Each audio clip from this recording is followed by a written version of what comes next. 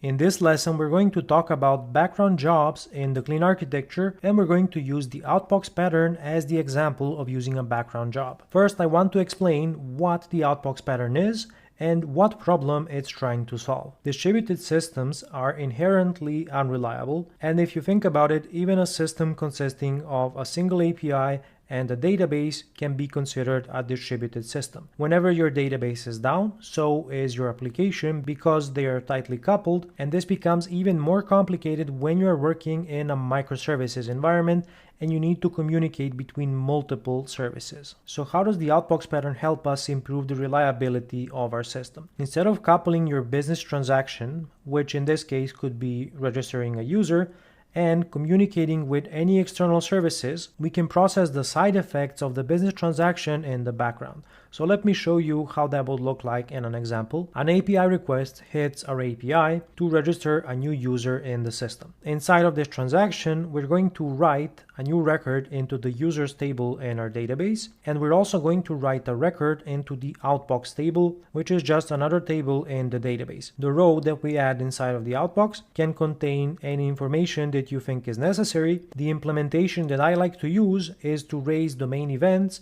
and then convert them into outbox messages. And then I'm going to introduce another component to the system, which is going to be a worker process. In other words, this is a background job, which is going to poll the outbox for any messages that haven't yet been processed. For example, we're going to read a domain event from the outbox, and we're going to somehow publish this domain event so that it's processed asynchronously. In this diagram, I have an external component, which is a message bus, where the messages will be published, but if you are using just domain events, you can easily publish them using Mediator. And then in the Mediator handlers, you can decide if you need to publish integration events to the message bus instance. So this is a brief overview of the outbox pattern, and now I'm going to show you how to implement it. I'm going to start by defining an outbox folder in the infrastructure project. Inside of this folder, I want to add a new class, which is going to represent my outbox message. This is going to be a single row inside of my outbox table, and this is what my outbox message will look like. It's going to be a simple class with a few properties, and the properties that are important are the outbox message type and the content. The message type will represent the fully qualified name of the domain event that's going to be serialized into an outbox message, and the content is going to be a JSON string representing my domain event instance. We're going to use the processed on UTC column to determine if this is an outbox message that has been processed or not. If it wasn't processed, we're going to handle it using a background worker. The next thing we need to do is to hook into our application database context and update the implementation of the publish domain events async method. What we want to do is, instead of publishing domain events, which are unreliable, we want to convert them into outbox messages and store them in the database.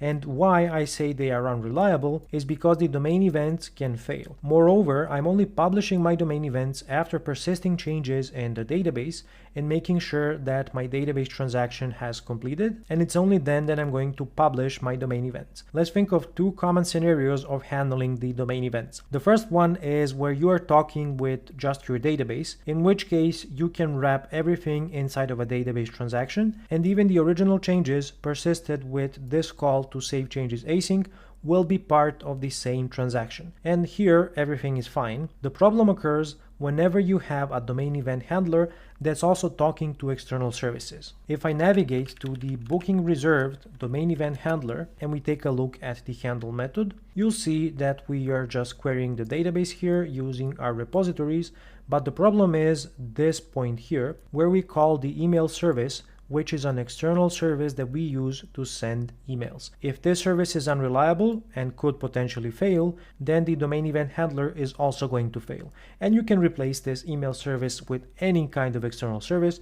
This could be a message broker, a storage service, a payment service, and so on. So what we want to do is to detach the processing of our main business transaction, which is contained in this call to save changes async, from any side effects that could include talking with the database or other external services. So let's go back to the publish domain events async method. Instead of returning domain events, I'm going to add another projection here where I'm going to take the domain event instance and create an outbox message. Let's start supplying the properties one by one. So for the GUID, I'm going to generate a new value. For the date time, I can use datetime UTC now, but it would be better to use the iDateTime service to provide this, and that's what I'm going to do in just a moment. For the type of the outbox message, I'm going to say domain event, get type, and then access the name. And for the outbox message content, I want to serialize the domain event into a JSON string. And for this, I'm going to use Newtonsoft JSON because it's more flexible than the system text JSON serializer.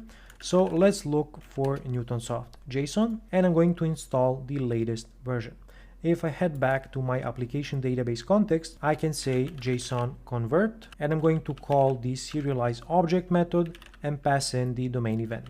One more thing I want to do is pass in a JSON serializer settings instance to configure the type name handling, and this is because I want to also serialize the type of my domain event, and this will allow me to deserialize it later into an instance of an iDomain event. I don't want to recreate this object every time, so I'm going to save it into a private and static field at the top of my database context, and I can use the simplified constructor instance. Now I also want to get rid of my iPublisher, and let's inject the iDateTime provider instead. So I'm going to say private read-only iDateTime provider. Let's inject this from the constructor, and I will get rid of the iPublisher because we won't be using Mediator anymore to publish the domain events. If we go back to our method that we are working on, let's get rid of this step here where we publish the domain events, and actually you will see that these aren't domain events anymore. These are now outbox messages.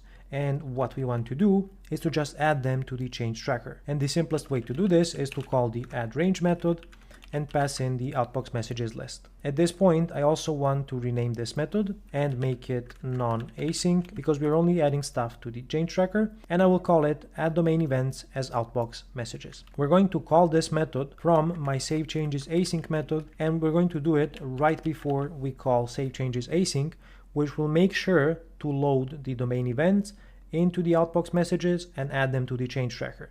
And once we call save changes, we will be persisting everything to the database in a single transaction, which gives us atomic guarantees because we are using a SQL database. So either all of the outbox messages are persisted together as part of our transaction, or nothing is persisted at all, and the end result is that the system remains in a consistent state. The next step will be adding a configuration instance for my outbox message. So let's add the outbox message configuration class, and we need to implement the iEntityType configuration interface. I'm going to specify the outbox message as the generic argument, and let's implement the missing members. I'll call toTable and save my outbox messages in the outbox messages table. The primary key will be the outbox message ID. So let's provide a delegate to configure this. So I'm going to say that the primary key is the ID. And one more thing I want to configure is a specific property on my outbox message, and this will be the outbox message content. Because I'm using PostgreSQL as my database, I have access to Postgres' support for JSON columns. So I'm going to say that the content property has a column type of JSON-B. This is short for binary JSON, which is the more powerful JSON format in Postgres. Now, if your database doesn't support this, you can just use a text column such as nvarchar in SQL Server or similar and directly store the serialized JSON value. Now I'm going to generate a new EF Core migration, and this is what EF Core will generate for us. Just creating a new outbox messages table. It's going to configure the content column as a JSON-B type in the database, and everything else is pretty standard. So let's see what is the next thing that we need to do. If I go back to the application database context, you may recall that I added the datetime provider. We also need to remember to use it when we create a new outbox message. So I'm going to say datetime provider UTC now, and this brings us to the next step in our outbox implementation, which is outbox message processing. We want to do this inside of a background job so that it's running out of process, and this background job is going to pull the outbox table, query the outbox messages from time to time, and then publish the respective domain events. So let's start implementing them slowly. I'm going to add a new class representing my outbox options. This class will have two properties inside, which will be the interval in seconds, which represents how often I want to run my background job.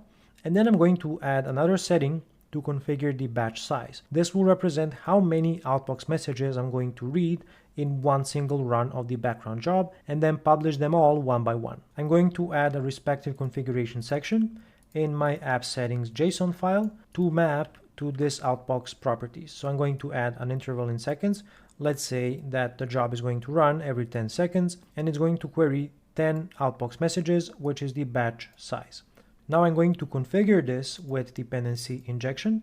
So let's head over to our dependency injection class in the infrastructure project, and I'm going to add a new static method, which I will call add background jobs.